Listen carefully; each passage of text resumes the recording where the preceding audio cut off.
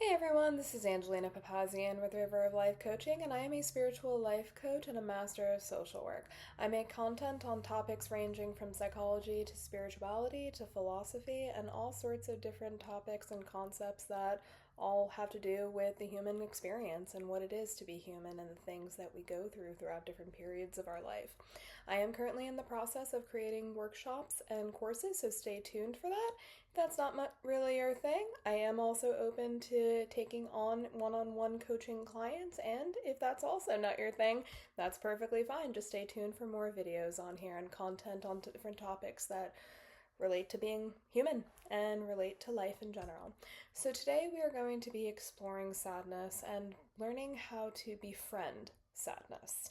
Now, for many of us, we may not even want to think about the idea of sadness or particularly befriending it. To many of us, especially if we're in certain places in our life that are really hard or challenging, or we're feeling sad more often than not, or maybe we're going through a really difficult time, maybe we're struggling with some mental health issues that we need some support in, or maybe we're going through grief or loss or a lot of difficult life changes, we may not even want to think about the idea of befriending sadness, and that is perfectly okay. We all need to honor where we're at. We all need to look at where we're at, and we don't even need to befriend sadness if we don't want to. Keep in mind that with all the topics and content created in these videos and courses, all of it is more of a guideline. All of it is more of just a way to think about certain things. There's certain suggestions. There's certain things that are based on my experience or personal experiences other people have had. It's important for us to each discern what's best for us and what we want for our lives and what we think is actually going to be in our best interest in the long run. So befriending your sadness is not your thing. That's okay, just keep an open mind. At the very least, we can explore sadness. We can look at what it is that is causing us sadness. We can ask ourselves lots of different questions. A lot of times, when we're experiencing a harder emotion like sadness or anger or bitterness or any form of resentment, a lot of times we may want to fix it. We may want to stop feeling that way. We may want to run or hide or avoid it. We may want to numb it out with something. We may want to change it. We may want to just do every single thing that's in our power to make it stop. But sometimes we may need to actually use some reflection to really uncover what it's about. A friend of mine once described emotions as data. Some people refer to emotions as a map that give us a guiding post or a guideline to really explore and delve into what it is that's going on under the surface. There's lots of different ways we can look at it, but something that we can really ask ourselves whenever we're experiencing sadness and we want to understand it a little bit better is we can ask ourselves, what am I feeling sad about specifically? If I had to really pinpoint what it is exactly that is causing me to feel sad, what is it? When did I first notice this sadness? Where did I feel it in my body? Is this sadness connected to something that just recently happened, or is it something from the past that happened? Is it something that I'm afraid of? Is there any kind of fear that's underneath that? If my sadness could speak, what would it say? What would it do? Am I telling myself any kind of specific stories about this sadness? Is there anything in particular, any assumptions or beliefs or ways of thinking that are causing this or exacerbating the sadness and strengthening it and making it amplified? Is my sadness clear and specific, or is it kind of difficult to really name and to explore and to understand? Is there anybody who I can talk about this sadness with? Is there anything that I can do to understand my sadness a little bit better? Maybe I can journal. Maybe I can talk about it with a friend or a mentor or a loved one or a coach or somebody or a therapist who is trained in handling these or who has some experience with sadness and navigating that. Sadness is a natural human emotion. We don't have to really suppress it. We don't have to reject it. We don't have to deny that it's there. We don't have to disown it or anything like that. We need to look at it. It's calling us to really see what is going on right now and what is this emotion trying to communicate with me. Is there anything that we've lost? We can ask ourselves, is there any loss or grief that I'm experiencing right now? Are there any changes in my life that have occurred that have been causing me to feel sad? Have there been any hopes or expectations or dreams that I've had recently that might not have been able to come to fruition or are not exactly going the way that I want them to? Has anything changed in my life? Are there any needs that I currently have right now that are not being met? And is that sadness showing me that some of those needs are not met?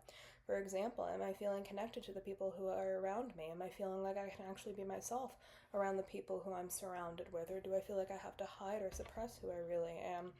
Is this sadness relating to something that has recently happened or something that is about to happen? What did that mean to me? If I had to assign some meaning or name to that experience, what would it be? Are there any values that I have right now that are feeling like they're being threatened? Am I feeling threatened in any way, shape, or form, whether it is a real threat or a perceived threat? Am I feeling unfulfilled in any area of my life, and why? Are there any parts of me that are feeling triggered or wounded? Are there any things that are being brought to the surface? Are there any things that I feel like are being a wound that's being ripped open? Are there any layers to this? Is there just the sadness, or are there other things that I can identify as something that's going on? For example, we can look at a feelings wheel, and sadness might be the overall kind of emotion that we're feeling, but underneath that sadness, we might find more kinds of feeling words like despair, despondent, hopeless, betrayed, things like that. Does this sadness remind me of anything that's happened in my life? Is there something that I'm grieving that I might not have fully acknowledged? Is there anything in general that I'm not acknowledging? Is there any kind of change that I'm resisting and don't want to come and accept in my life? Are there many losses that are happening all at once? Is there anybody in my life who I miss? Are there any changes in relationships that have happened recently that I wish hadn't happened, or I wish I could change? Is there something that I wish was done differently? Is there something that I wish I did differently, or something I wish someone else did differently? Or is there something that I wish was going on differently around me, and do I feel powerless over those types of things? Is there somebody in my life who I don't feel like I'm getting what I need from when it comes to my relationships? Are there any issues that I feel are unfinished? For example, am I feeling like I haven't really gotten the closure in something that I wanted? Do I feel like I'm not being understood or taken into consideration as much as I would have liked? Am I feeling like I'm actually not being satisfied or fulfilled in these types of relationships? I keep coming back to that question because relationships can be a very big source of sadness for many of us if we're feeling like we're not actually getting what we need out of our relationships. It's important for us to really know how to develop meaningful and loving relationships that are actually healthy and meant for us and nurturing for us. We have to really be able to discern who is meant to be in our life and who's not meant to be in our life, because many of us may find that when we don't have quality relationships in our life, we are going to be more than likely to feel sad from time to time because our ultimate need of connection, love, and belonging are not being met, and there's many other needs underneath all of that. Is there any kind of way that I can develop self-compassion too? You know, when we go through a period of really exploring our emotions or exploring what's going on in our inner world, or looking at some of the things that have been happening to us or for us, however we want to look at it, more than likely we're looking at it as something that's happening to us. Something we could ask ourselves is, what would I tell a friend who's going through this right now? What would I tell a friend who's experiencing something similar right now?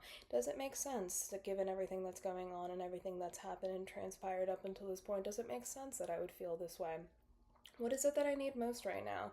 What would be most nourishing for me? What would be most helpful for me? What would a person who loves and respects and values themselves do? What would a higher, wiser version of myself do? And when I mean higher, I mean what would my higher self do? What expectations am I placing on myself that I might not need to have on myself, that may not be fair to me? How can I cultivate self-compassion and self-acceptance in what I'm experiencing right now?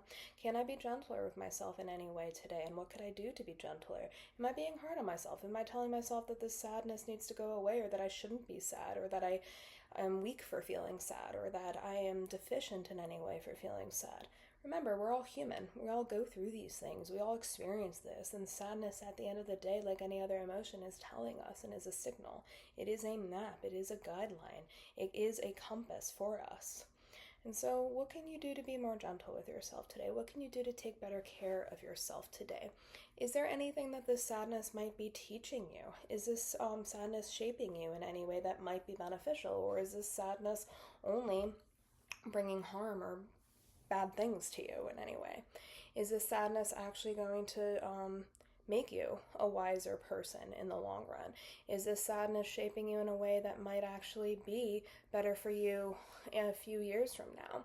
Are there any strengths that have happened from experiencing the sadness or experiencing difficult seasons or experiences in your life that might be bringing some sadness out? Are there any things that the sadness is showing you as far as what matters to you and what you need that you might not have been aware of before?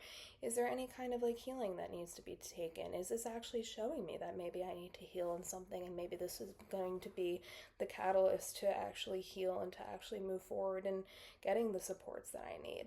Is this experience helping me to be more empathetic and compassionate to other people? And if I am more empathetic and compassionate to other people, does that help me to connect better with them? Does that help me to actually see that they're human beings just like me and having a very real human experience just like me?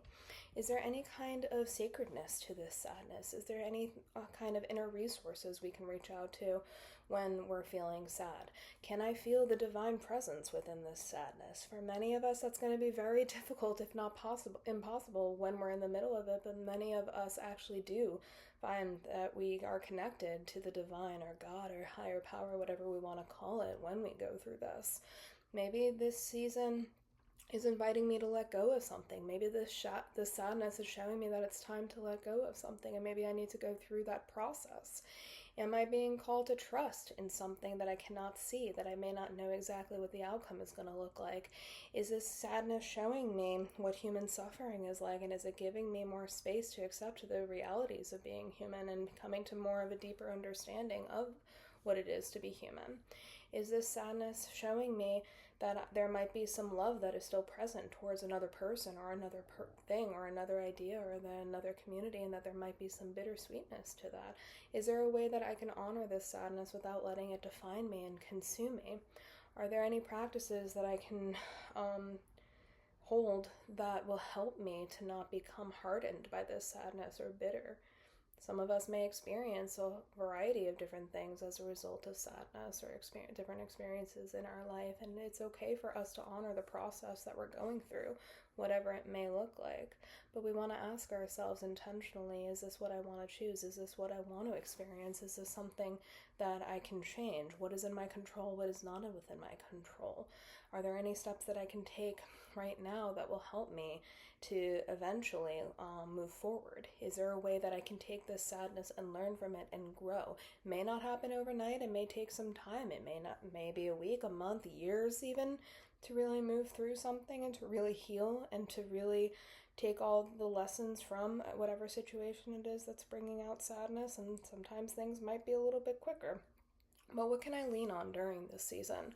Can I practice some gratitude, with the caveat of not doing it for spiritual bypassing and toxic positivity? But can I use any practices that'll help to mitigate some of the pain? Or do I want to allow myself to really feel and experience the whole fullness and richness of that pain and allow it to consume me for a moment and to allow it to wash through me and process on its own? Do I need to really just give myself that space to allow it to be, and sometimes just sit in bed and let it pass, and to just rest and to cry it out and to go for a walk maybe, or maybe just do absolutely nothing? Maybe I just need to really allow myself to experience the full range of emotions that come with it, as intense as it may be. A lot of us may find that we need to get resources and supports in place when we're going through a really difficult time and experiencing extreme sadness. So think about you and where you're at today. Is there anywhere in your life that causes you sadness when you think about it? Is there any area of your life that you wish were different? That if things were different, maybe you wouldn't feel as sad? And what can you do about it? What can you do to honor this experience? What is within your control right now? And what do you think would be the most loving thing for you to do right now? What do you think would be the kindest, most compassionate thing for you right now?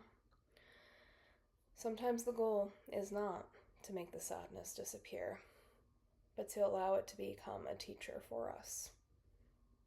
And by then, perhaps allowing it to be a friend. Many of us may find that down the road, when we look back on some sadness and times we felt sad, in experiences we've had in our life, we may look back and see that it was actually part of the process of bringing us to where we are today. For many of us, that is very difficult to think of when we're in the middle of something, when we're really going through a rough time, and we don't want to just use toxic positivity for this. But sometimes thinking of it in that way can be a guiding light for us as well, and can give us a different sense of hope when we experience that.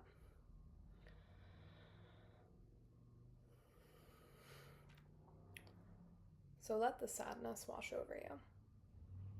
Let yourself really feel it. You don't have to do it alone. I would encourage you not to always do it alone, and to really use your discernment on whether or not it would be better for you to do it alone or do it with someone, with the support and love with somebody. But allow yourself to really feel and to really sit with it. Notice where in your body you feel it. Notice exactly every single sensation that comes up when you can name your sadness. And in naming it and experiencing it and allowing it and respecting it and valuing it for what it is, you can then view it as a friend, not as an enemy. You can view it as data. You can view it as someone to teach you. You can view it as something to help you in your life and on your journey wherever you are.